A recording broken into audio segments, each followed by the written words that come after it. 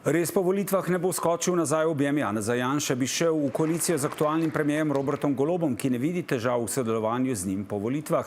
Na kaj stavijo demokrati Anžeta Logarja? Bodo tisti, ki bodo po volilni nedelji jeziček na tehtnici za sestavo leve ali desno-sredinske vlade, ali bodo demokrati v poziciji za sestavljanje vlade, kar je na predstavitvi kandidatov za poslance dejal Anže Logar.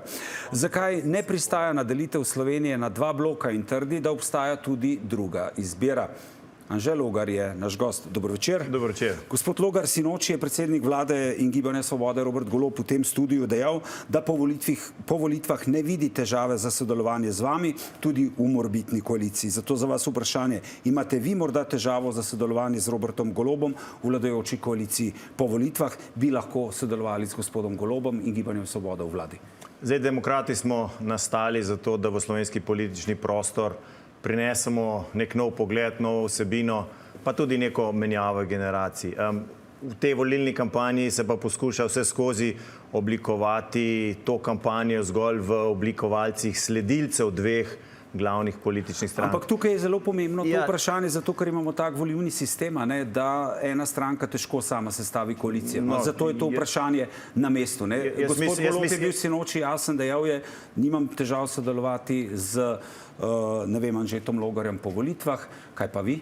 Ja, ampak gospod Golob ni alternativa ali pa ni vlada, ki bi nadaljevala naslednji mandat. Zdaj, katerokoli področje pogledamo, boste ugotovili, da smo že zašli v slepo ulico.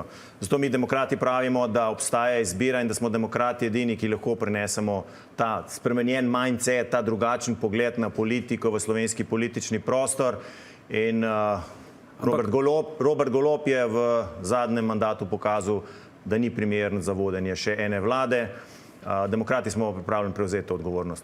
Ampak dajte nam povedati, gospod Logar, kaj ste torej vi? Morda preoblečen podpornik Janeza Janše v barve demokratov, ki nabira glasove za to, da bo oblikoval desno-sredinsko vlado? Ja, potem ne bi šel po tej težji poti, da sedaj doživljamo napade z leve in desne, ki kaže v bistvu točno to, za kar smo mi nastali. Mi rušimo ta status quo, ki je nastal v slovenskem političnem prizorišču. Mi v bistvu rušimo predvidljivost teh volitev. Mi rušimo sistem, po katerem so volitve samo ali si proti temu ali si proti temu. Mi vračamo nazaj vsebino v slovenski politični prostor in motimo vse. Tako gospoda Goloba kot gospoda Janšo. Zaradi tega, ker nihče od njih nas ne more ukalupiti v svojo vizijo Slovenije. Slovenija je pa njuno vizijo že sprobala. In jaz moram reči, da si želim drugačno vizijo Slovenije. Če vas prav razumem, potem v viziji, ki bi jo vodil po naslednji vladi Janez Janša, ne bi sodelovali. Ne, mi smo to jasno povedali. Gremo na volitve zato, da zmagamo volitve. Vkolikor bomo zmagali volitve, bomo oblikovali koalicijo politične širine, ki bo imela razvojni pogled, predvsem pa ji bo zelo jasno se zavedala tega, da je delo vrednota in da je gospodarstvo tisto, ki ustvarja blaginjo. Za bistveno razliko od aktualne vlade, ki je samo dvigovala davke, bomo mi davke spuščali in predvsem investirali v znanje, razvoj in družbo prihodnosti. Ampak na čem temelji ta vaš optimizem? Doslej so vas javne ankete, najvišje, ena od njih vas je uvrstila na 3. mesto, daleč za Svobodo in SDS-om. Ja, ampak pred nami je še cela predvolilna kampanja. Če pogledate, nas so praktično od začetka dajali v nič. Leto, odkar nastajamo, nas poskušajo že nekako zminimizirati, pa lepo, konstantno, vztrajno rastemo in če boste šli kakšen dan z nami na teren, boste verjetno slutili ali pa doživeli ta utrip, ki je. Ljudje imajo dovolj te skreganosti, levo, desno, nenehnega spotikanja. Če bo ta prišel, bo ukinil vse, kar je prejšnji naredil, prejšnji naredil vse, kar je drugače, kot je predhodnik naredil. Mi se moramo v eni fazi dejansko vprašati, kam Slovenija hoče in ugotoviti, da tako lahko pridemo samo, če vsi sodelujemo. Smo nek čoln na razburkanem morju in zdaj smo imeli, lahko se odločimo, ali bomo veslali samo na eni strani in se bomo vrteli v krogu, enkrat v to, drugič v drugo smer, ali bomo veslali na obeh straneh in bomo Slovenijo prepeljali tam, kamor spada med države zmagovalke. Vam je zakaj žal, recimo, kar ste počeli kot poslanec SDS-a ali glasovali? Ne, jaz sem vedno pri polni zavesti glasoval, kakor sem. Jaz sem tudi dostikrat potem v tem drugem obdobju zelo jasno povedal, da se s kakšnimi odločitvami ne strinjam. Nenazadnje bo to tudi razlog, da sem potem odšel po svoje, torej ta del zgodbe svoje sem naredil, ker mislim, da je to zdaj drugačna politična pot, ki jo Slovenija potrebuje. Ni vam pa ničesar žal, recimo, kar ste... Ne, jaz sem se veliko naučil, veliko res prijaznih in kvalitetnih ljudi spoznal v svoji politični poti. Že večkrat sem rekel, da ne želim nič slabega povedati o svojih sodelavcih. Nekaj njih ima kar nekaj žalega povedati čez mene, ampak to je stvar politike, to predvsem kaže na posameznika. Ampak recimo, vi zdaj ta možnost tretje izbire poudarjate. Koga zdaj še vidite, poleg demokratov, kot to tretjo možnost? Je to tudi SD, je to Nova Slovenija, skupno listo, je tukaj Levica in Vesna, je to ta tretji blok ali ne? Ne, jaz mislim, da je, zdaj pravim, demokrati smo edini, ki lahko prinesemo spremembo v slovenski politični prostor. Zakaj? Smo praktično edina... Ampak zakaj? Dajte odgovor, zakaj? Se vam bom povedal. Smo edina stranka, ki je nastala, oziroma ki obstaja, ki ima neko podporo in ki ima ambicije, da vodi vlado. Druge stranke so se odločile slediti enemu ali drugemu predstavniku dveh političnih strank. Mi smo pa tisti, ki pravimo, da obstaja izbira in smo mi pripravljeni prevzeti vodenje vlade in imamo tudi najboljši program in roko na srce, najboljšo, najbolj svežo in dejansko najbolj strokovno podkovano ekipo, ki to lahko naredi. Seveda je pa od volivk in volivcev, ali bodo dali izbiro te zmerni politični poti, ki poskuša najti eno soglasje, neko družbeno soglasje za prihodnji razvojni cikel Republike Slovenije. Zdaj, vi ste v svojem programu kar visoko postavili boj proti korupciji, vprašanje integritete pri politikih ni. In me zdaj zanima, bi vi potem odstopili iz mesta predsednika vlade, recimo, ali ministra, če bi KPK ugotovil, da ste kršili integriteto? Ja, sej to je logična posledica politične kulture. Ampak kako naj vam zdaj, recimo, verjamemo na besedo, ne glede na to, da je predsednik Gibanja Svobode dejal enako, potem pa, ko je komisija ugotovila kršitev integritete, tega ni storil. Kako naj vam verjamemo, da boste vi drugačni? Da bi vi res te vaše besede udejanili? Zdaj, najlažje boste videli, če mi boste dali priložnost.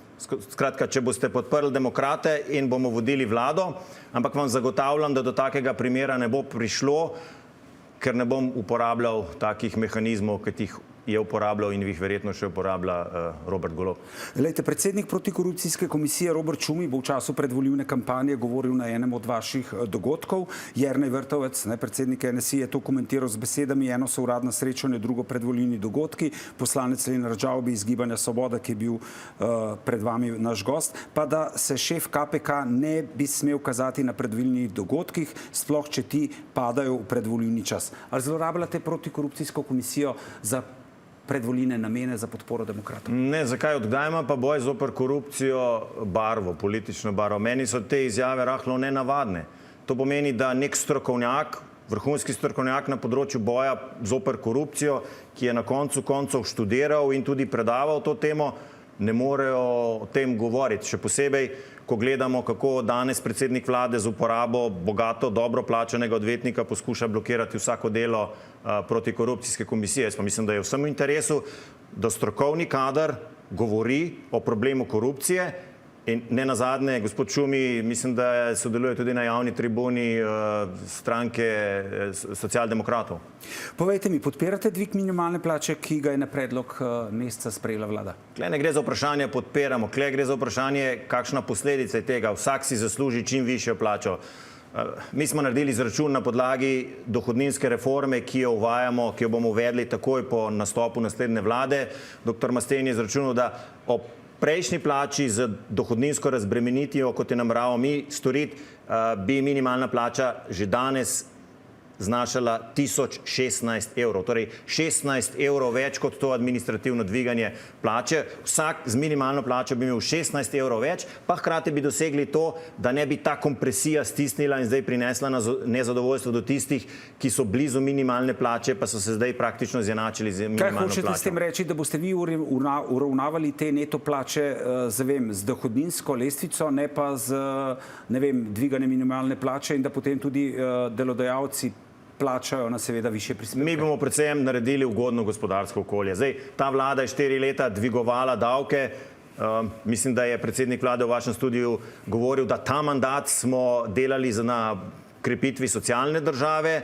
V naslednjem mandatu bomo pa malce slišali tudi gospodarstvo. Glejte, uspešno gospodarstvo, delujoče gospodarstvo je jedro socialne države in ni naš cilj minimalna plača. Naš cilj je povprečna in višje plače, zato da si ljudje lahko več privoščijo. In z visokimi davki tega ne moreš narediti, zato bomo znižali davke, da bodo ljudje imeli več denarja v žepu in bodo lahko več se sami odločali, zakaj bodo porabili ta denar. Ste za uvedbo davka na nepremičnine v naslednjem mandatu? V naslednjem mandatu ne, je treba najprej razbremeniti druga dela in potem iskati druge vire, to kasneje. Kako bi reševali dolgotrajno oskrbo? Boste ukinili prispevek za dolgotrajno oskrbo? Ne, v prvi fazi bomo mi zdaj, z dolgotrajno oskrbo je kaos, to je treba povedati.